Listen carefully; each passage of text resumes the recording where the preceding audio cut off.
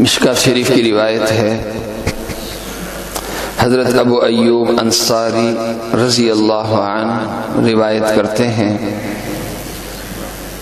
کہ جناب رسول کریم صلی اللہ علیہ وسلم کی خدمت میں ہم بیٹھے ہوئے تھے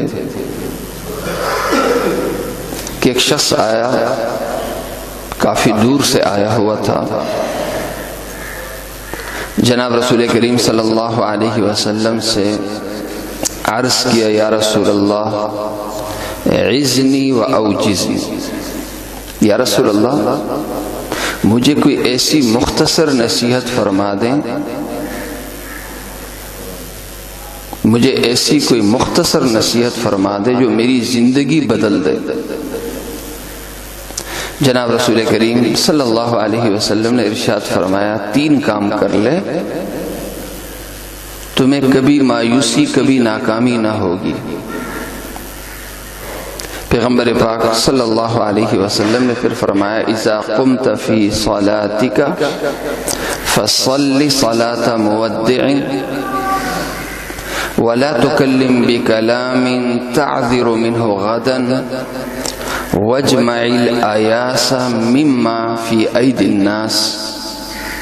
جناب رسول کریم صلی اللہ علیہ وسلم نے 3 باتیں ارشاد فرمائی۔ نمبر 1، جب تو نماز کے لیے کھڑا ہو تو یہ یقین کر کے، یہ تصور کر کے تو کھڑا ہو کہ یہ تیری آخری نماز ہے۔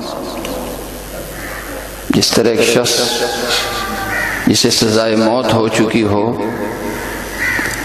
پھانسی کا پھندا اس کے سامنے ہو اور اسے موقع دیا جائے 2 رکعت کا، تو وہ کس کیفیت کے ساتھ پھر اس کی نماز ہوتی ہوگی؟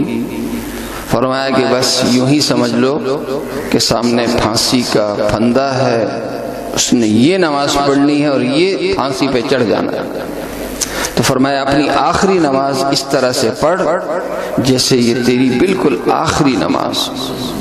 ہر نیکی انسان یہ تصور کر کے کرے، خصوصاً نماز کی نیکی، نماز کی عبادت، کہ یہ میری آخری عبادت ہے، یہ میری آخری نماز ہے۔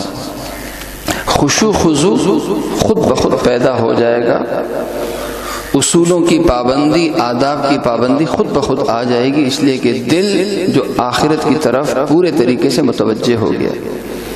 دوسرے نمبر پہ پیغمبر پاک صلی اللہ علیہ وسلم نے ارشاد فرمایا کہ یہ زبان ہے نا، اس کے چلانے میں احتیاط کر، کوئی ایسی بات اس زبان سے نہ نکال کہ کل تجھے اپنی بات پہ معذرت کرنا پڑے، کل تجھے اپنی کہی ہوئی بات پہ افسوس کرنا پڑے۔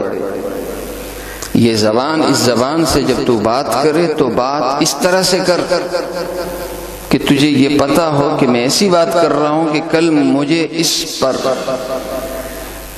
دوسروں سے معذرت کرنی نہیں پڑے گی، مجھے اپنی کہی ہوئی بات پر افسوس نہیں کرنا پڑے گا۔ یعنی جسے کہا جاتا ہے نا کہ پہلے تولو پھر بولو، بغیر سوچے سمجھے فرمایا کبھی گفتگو نہ کر۔ اور تیسرے نمبر پہ فرمایا وَاجْمَعِ الْآيَاسَ مِمَّا فِي أَيْدِ النَّاسِ، لوگوں سے کبھی امید نہ کیا کر، جتنی مایوسیاں ہیں وہ سب کے سب جمع کر لوگوں سے، یعنی لوگوں سے پورے طریقے سے تو مایوس ہو جا کہ لوگوں نے مجھے کچھ نہیں دینا ہے اور نہ لوگوں سے مجھے کچھ ملنا ہے، میں جو کچھ کر رہا ہوں اس ذات کی امید پہ کر رہا ہوں، اس ذات کی رضا کے لیے کر رہا ہوں۔ دیکھا جائے تو سارے جھگڑے آپس میں انسانوں کے، گھروں کے جھگڑے ہوں، باپ بیٹے کے جھگڑے ہوں، میاں بیوی کے جھگڑے ہوں، دوستوں کے جھگڑے ہوں، سب اسی بنیاد پہ یہ جھگڑے ہوتے ہیں کہ ایک دوسرے سے ہم امید باندھے ہوئے ہوتے ہیں۔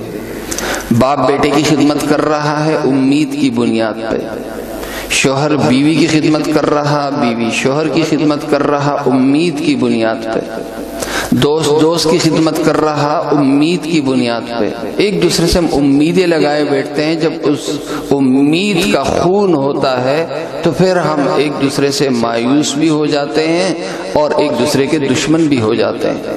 پیغمبر پاک صلی اللہ علیہ وسلم نے ارشاد فرمایا کہ جو کچھ تو کرے وہ لوگوں سے امید باندھ کے نہ کر بلکہ اللہ تعالیٰ سے امید باندھ کے کر، اور لفظ استعمال فرمایا وَجْمَعِ الْآیاس، آیاس جمع ہے، ساری مایوسیاں جمع کر لے، مما فی اید الناس، جو لوگوں کے ہاتھوں میں ہے، یعنی لوگوں کے ہاتھ میں جو کچھ ہے اس سے پورے طریقے سے تو مایوس ہو جا۔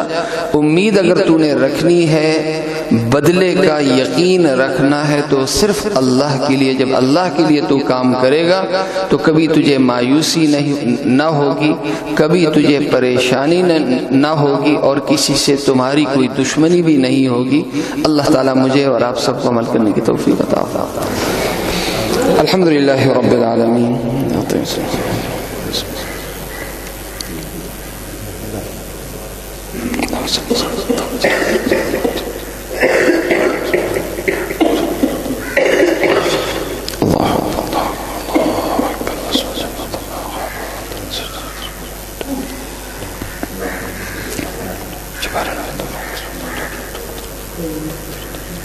اللهم انت رب لا اله الا انت